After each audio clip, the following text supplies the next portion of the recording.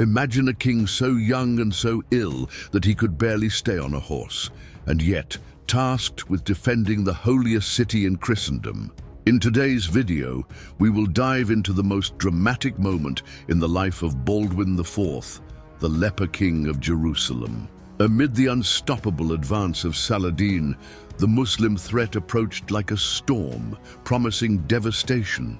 How did Baldwin manage to mount an almost miraculous defense? What strategies did he use to prevent Jerusalem from falling at that critical moment? And what personal price did he pay for this feat? Stay with us until the end to uncover the surprising details of this story of courage, faith, and resistance. Let us follow the journey of a king who, even condemned by disease, refused to abandon his people and wrote with pain and glory one of the most moving chapters of the Crusades. In the 12th century, the Latin Kingdom of Jerusalem emerged as a fragile bastion in the heart of the Middle East. Founded after the First Crusade, its rule was constantly threatened by powerful Muslim enemies, among them Sultan Saladin, who unified Egypt and Syria under his leadership.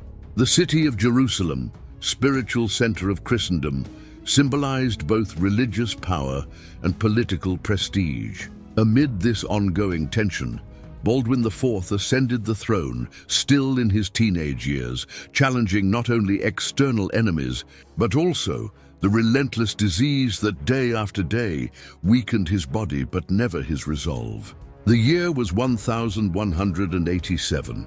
Saladin, after years of campaigning and strategic alliances, was determined to conquer Jerusalem. His army, victorious after the Battle of Hattin, advanced with relentless force over the Crusader domains. The city's walls, though imposing, were poorly defended. Many knights had been killed or captured. Resources were exhausted. In this near-hopeless scenario, Baldwin, already severely debilitated by leprosy, made a decision that would change the city's fate.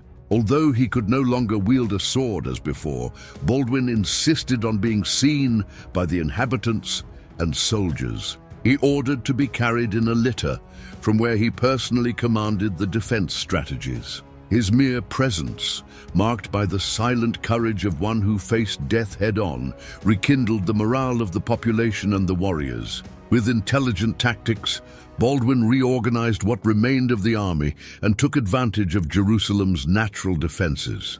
He positioned archers in strategic points and reinforced vulnerable gates.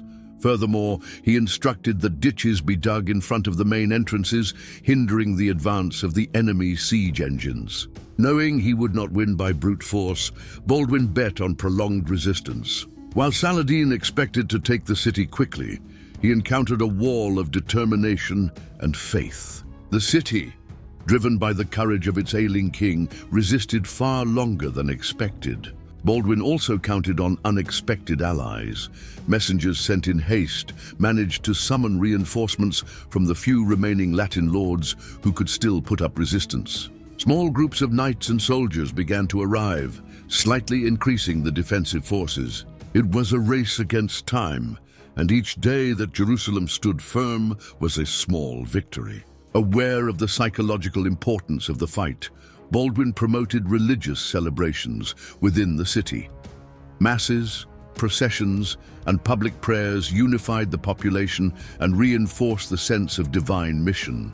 Chroniclers like William of Tyre report that the people saw in Baldwin a new Joshua, destined to protect the Holy Land against all enemies.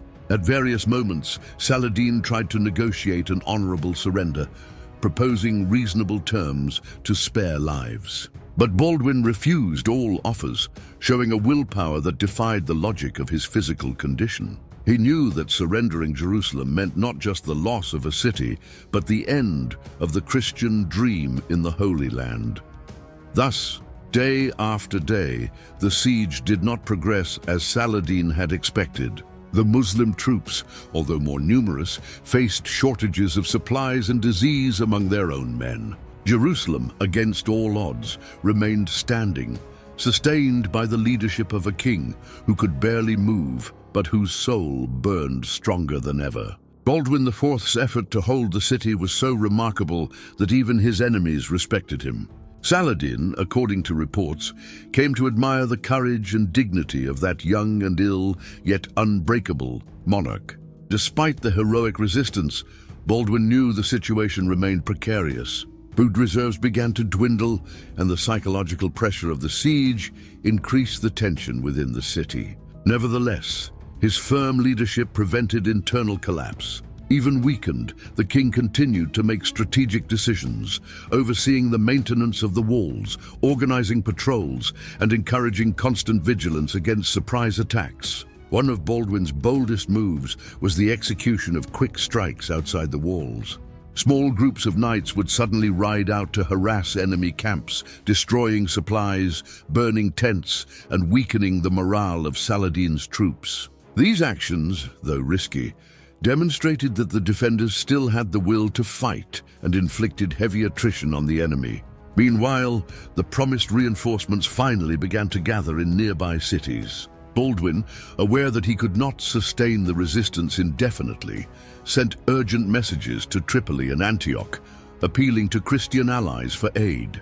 Though the Latin princes hesitated, the news of Jerusalem's impressive defense and the king's bravery pressured them into action. Faced with this situation, Saladin found himself in a dilemma. Each day without the city's surrender meant more losses for his forces. Moreover, reports say that epidemics began to spread among the besiegers, further weakening the Muslim army. Realizing that he could not take Jerusalem quickly, Saladin decided on a temporary withdrawal, planning a more organized return in the future. Saladin's retreat did not mean a definitive victory for the Crusaders, but it undoubtedly represented an extraordinary achievement at that moment. Baldwin, even weakened, had accomplished what few believed possible, keeping Jerusalem free from Muslim control amid desperate circumstances. The personal cost, however, was immense. The tension, continuous effort, and exposure further worsened the king's health. After the enemy's withdrawal, Baldwin was carried in procession through the streets of Jerusalem, acclaimed as the savior of the city. However, accounts suggest that he could barely speak or move, needing to be carried by his knights and assisted by his closest squires. Even so, Baldwin did not abandon his responsibilities. In the following months, he dedicated himself to further strengthening the kingdom's defenses, organizing alliances, and securing the succession to the throne to ensure the continuity of Christian resistance after his inevitable death. His vision of leadership transcended his own suffering, and his faith drove him to act to the extreme limits of his strength. The defense of Jerusalem marked one of Baldwin's last great feats. It showed the world that courage and faith can challenge even death, and that as long as there is a spirit willing to resist, no city, no matter how threatened, is truly lost. Baldwin's figure emerged from this crisis as a symbol not only for his time, but for all generations to come.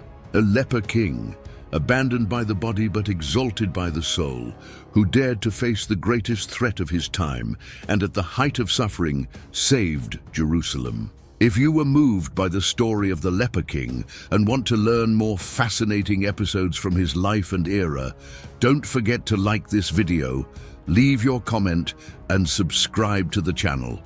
Your participation is essential for us to continue bringing such inspiring stories like that of Baldwin IV. Until the next journey through history,